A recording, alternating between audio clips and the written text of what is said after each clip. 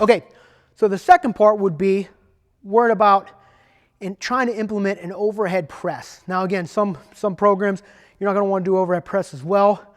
With a kettlebell, it's a different type of movement than a dumbbell. So one of the things, obviously, the weight is distributed differently. So one of the biggest obstacles that coaches get into is if they want to do a single arm press. And every time we use a kettlebell or dumbbell, we always did one at a time. The reason for that was because now I can get more athletes working at once. Obviously, there's a unilateral effect. It's beneficial, but really is we can get more athletes working. So one of the things, the hardest issues and the obstacles we have is to teach, in order to do a press with a kettlebell, you have to teach the athletes how to do a clean first. And that can be really awkward. The way I've learned was, again, almost having an inverted grip where I'm going to go ahead and point my thumb back to myself and then snapping that weight back up to my hand.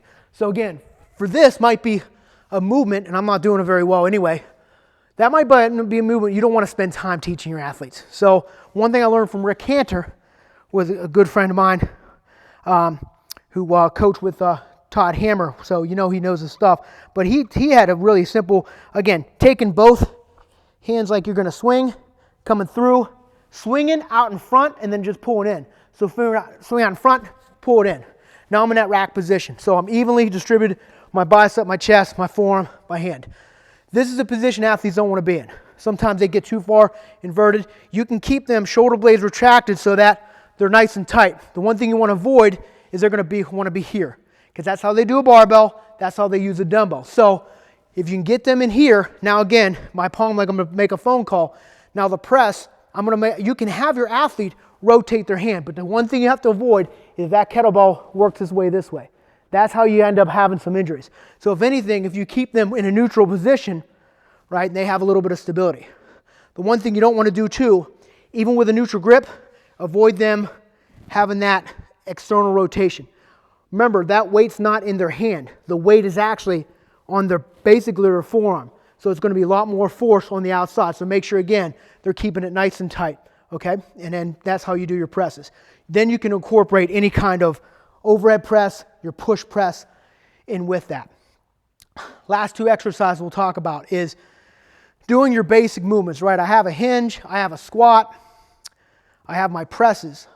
One thing with the squat we did, goblet squat, really beneficial. You can eventually get to the point where that same position, right, with the press, they can squat with that position. We have our athletes have their opposite hand out in front of them, help distribute the weight forward, and now I have a unilateral kind of bracing that I have to do when I'm doing that squat.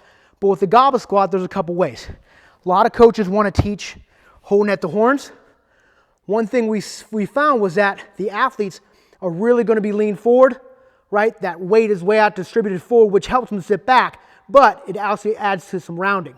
So two variations we let our athletes choose to do would be holding by the horns, only holding that weight upside down, keeping it tight into the chest. Now I can bring those shoulder blades back, retract those shoulder blades, put them in my back pockets, and now I can keep a little bit tighter when I'm doing that goblet squat. The other way is to just hold it by the actual bell itself, right? And now again, same thing. I can keep that tighter. I got my elbows in tight, and I can go ahead and keep those in between my knees. Last two, with the row and single leg RDL. Two very good. If you're teaching the hinge, obviously you might teach double first. That might be your progression into the swing, but the single leg stuff is really good.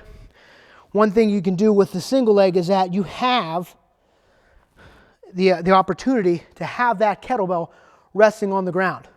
Number one, they're going to have to initiate more starting strength to overcome inertia to lift that weight up. Secondly, anytime you rest that kettlebell on the floor, it breaks up that concentric and eccentric chain. I know Dave and Louie have been talking about it forever. That's why you box squat, right? Board pressing, another advantage of that. So again, from a single leg RDL situation, they can go ahead, get in that right proper position, and then they can go ahead and just execute the movement. Coming back down nice, slow, and controlled, resting. And every time, you can ensure that the athlete gets in a proper starting position. Same thing with the row. Staggered stance, shoulder blades back pocket. I keep embrace this opposite side. And again, now, same thing. Shoulder blades, back pockets, retracted. Now I can go ahead, row up, come down, rest. And again, breaking up that eccentric concentric chain kettlebell is really beneficial for in season. So hopefully those will help. A little bit different way, a little single arm progression with the swing, high pull, snatch. Some different ways to get that into that rack position to overhead press or to squat. Talked a little bit about different variations of the goblet squat.